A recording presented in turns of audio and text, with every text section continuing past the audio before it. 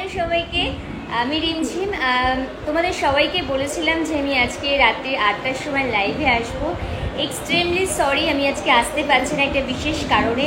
আর লাইভে আসার কারণটা একটাই ছিল, সেটা হলো যে আমি যখন কেকটা কাটবো রাত্রিবেলা, সুন্দর একটা কেক কাটবো, আর সেই সুন্দর মুহূর্তটা আমি তোমাদের সাথে শেয়ার করতে চেয়েছিলাম।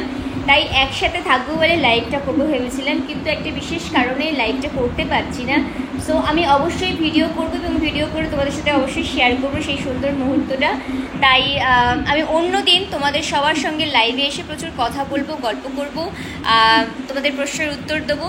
তো আজকে আমাকে ক্ষমা করে দাও, আমি বলেছিলাম খুব আশা নিয়ে, খুব ইচ্ছা ছিল, বাট আমার একটা সমস্যা হয়েছে পার্সোনাল, তো তার জন্য আমি লাইভে আসতে পারছি না।